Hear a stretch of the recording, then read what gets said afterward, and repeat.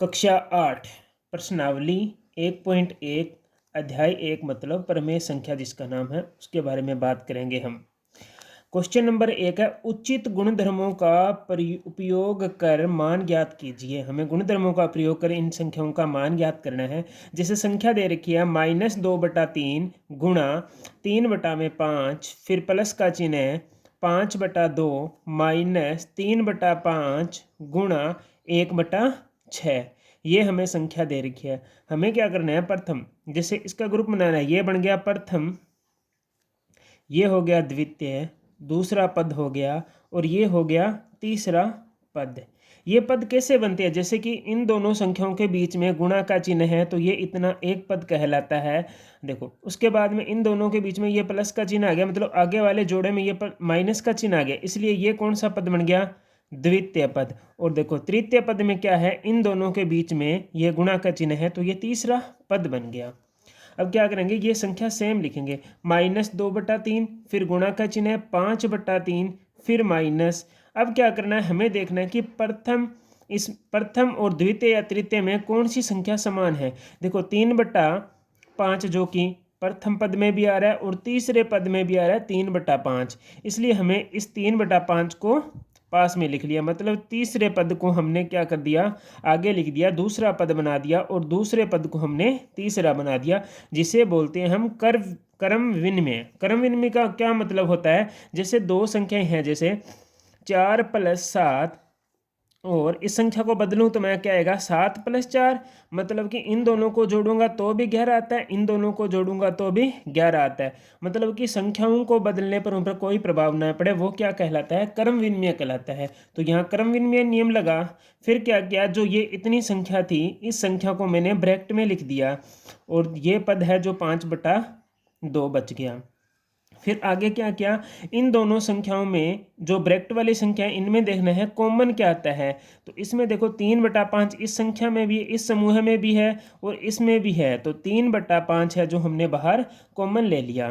3/5 बाहर कॉमन लिया तो हमारे पास में यहाँ संख्या बची -2/3 फिर माइनस का चिन्ह है -1/6, क्योंकि यहाँ माइनस का चिन्ह है तो माइनस लग गया। 3/5 का कॉमन लेने का मतलब है इस समूह में भी 3/5 का भाग देना है और इस समूह में भी 3/5 का भाग देना है। फिर प्लस का चिन्ह है, ये संख्या सेम बची। इसे हम कहते हैं वितरण का नियम। जो हमने इस प्रकार पूरी संख्याओं को हल किया है इसे हम बोलते हैं वितरण का नियम। वितरण का नियम जैसे कि कोई संख्या a गुणा, यहाँ दे रखी है b + c, तो इसको हम लिखेंगे a × b + a × c, इसे हम बोलते हैं वितरण। ये प्लस के लिए नियम है और हमने यहाँ माइनस के लिए वितरण का नियम लगाया है। ठीक है, वितरण का नियम। फिर 3/5, इन दोनों का हम लैस है लेते हैं तो लैस है कितना आएगा, लैस आएगा इन दोनों का 6, क्योंकि इस संख्या के इसमें भी पूरा पूरा भाग जाता है। तो बड़ी संख्या लैस से आ गई, तो अब क्या करते हैं, लैस में इस 3 का 6 में भाग दिया, तो 3 का 6 में भाग दिया तो 2 आता है, जो 2 मैंने यहाँ लिख दिया। ऊपर वाली संख्या सेम की सेम -2, फिर माइनस का माइनस, ऊपर 1 बचा था, ये 1 का 6 में भाग दिया तो 1 आया, फिर प्लस का चिन्ह, ये संख्या सेम। तो 3/5 का 3/5, -2 को 2 से गुणा किया तो -4 और 1 को 1 से गुणा किया तो 1 आ गया, चिन्ह माइनस का था, अपॉन में 6 चल ही रहा है। 3/5 का 3/5 फिर गुणा का चिन्ह, -4 और -1, माइनस माइनस की संख्याओं को जोड़ने पर माइनस ही आता है, तो आया हमारे पास में -5, भाग में था 6 तो 6, फिर प्लस का चिन्ह 5/2, ये चल ही रहा था। अब क्या करना है, यहाँ कोई नियम नहीं लगता तो हमें संख्याओं को काटना होता है। तो इस 5 से ये 5 कट गया, 5 एकम 5, यहाँ 1 आ गया, 3 एकम 3, 3 दूनी 6, तो मतलब यहाँ क्या बचा, ऊपर बचा 1, साथ में चिन्ह माइनस का तो माइनस, नीचे हमारे पास में बचा 2 तो 2, बीच में प्लस का चिन्ह, ऊपर यहाँ बचा 5/2। अब देखो दोनों भिन्नों का क्या है, हर समान है, तो हर समान है तो एक हर नीचे लिख देंगे, ऊपर वाली संख्या सेम लिखते हैं, तो -1 + 5, तो 4 में से -1 गया तो 5 में से -1 गया तो बचा 4, 4/2, 4 में 2 का भाग दिया तो हमारे पास में कितना उत्तर आया, 2 उत्तर आया। इसी प्रकार दूसरा सवाल, 2/5 गुणा -3/7 फिर 1/6 गुणा 3/2 प्लस 1/14 गुणा 2/5। वही ये हो गया प्रथम पद, क्योंकि इन दोनों के बीच में गुणा का चिन्ह है। फिर ये माइनस, फिर ये हो गया द्वितीय पद, इन दोनों के बीच में गुणा का चिन्ह है, और ये तृतीय पद, ये तीसरा पद। अब हमें देखना है पहले पद को लिखना है। ये पहला पद लिख लिया हमने, 2/5 गुणा -3/7।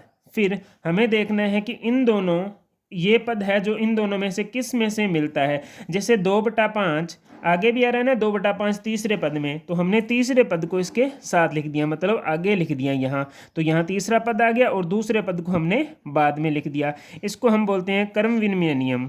ठीक है, तो अब देखो 2/5 गुणा -3/7 प्लस 1/14, 2/5, ये सारी संख्या सेम लिखी है। इस संख्या को ब्रैकेट से बाहर निकाला है।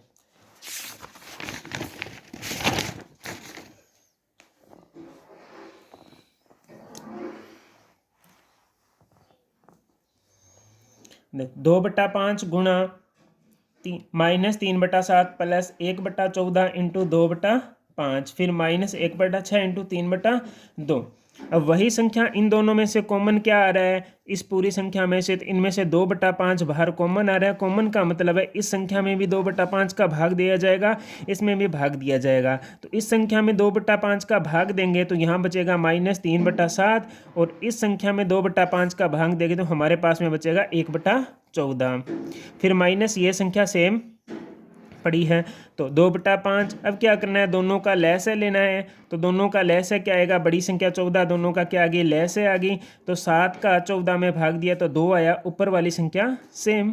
इसी प्रकार फिर प्लस का चिन्ह है, बीच में प्लस का, तो प्लस का 14 का 14 में भाग दिया 1, ऊपर वाली संख्या सेम। ये संख्या सेम चल ही रही है, दूसरा पद। तो 2/5, 3 को 2 से गुणा किया, -6, क्योंकि -3 था। फिर 1 को 1 से गुणा किया, 1 में क्या गया, 14, ये संख्या सेम। देखो 6 में से 1 गया, मतलब कि -6 बड़े हैं और प्लस की संख्या छोटी आई। तो -6 में से प्लस का 1 गया तो -5 बचेगा, बटा में 14, ये संख्या सारी सेम। अब यहाँ कोई नियम नहीं लग रहा, तो हम क्या करते हैं, संख्याओं को काट देते हैं। 5 से 5 काटा तो ऊपर आ गया 5 एकम 5, 2 एकम 2, 2 7 14, तो यहाँ बचा 1, नीचे बचा 7। चिन्ह माइनस का तो माइनस का, इनको भी काट देंगे अगर कट रहा है तो 3 एकम 3, 3 दूनी 6, तो ऊपर बचा 1, नीचे 2 को 2 से गुणा किया तो कितना आ गया, 4 आ गया। तो हमारे पास में संख्याएं क्या होगी, अब इन दोनों का एक -1/7 और -1/4, ये संख्या होगी, दोनों भिन्न होगी। तो इन दोनों में से क्या करेंगे, अब इन दोनों संख्याओं का लहसे लेंगे। लहसे कैसे लेते हैं, इन दोनों को क्या कर देंगे, गुणा कर देंगे। तो दोनों को गुणा किया, 7 और 4 को तो 28 आ गया। ठीक है, तो ऊपर हमारे पास में क्या था, 7 था, तो 7 का अब 28 में भाग देंगे तो कितना आएगा, 4 आएगा। तो 4 लिख दिया, क्योंकि ऊपर 1 है तो 4 की 1 से गुणा करेंगे तो -4 ही आएगा। फिर बीच में माइनस का चिन्ह है। अब इस 4 का 28 में भाग देंगे तो हमारे पास में 7 आएगा। 7 को 1 से गुणा किए तो 7, तो 7 और 4 -11, क्योंकि माइनस की संख्याएं क्या होती है, जुड़ती है। तो ये आ गया -11, नीचे क्या है 28, तो ये हमारा क्या हो गया आंसर।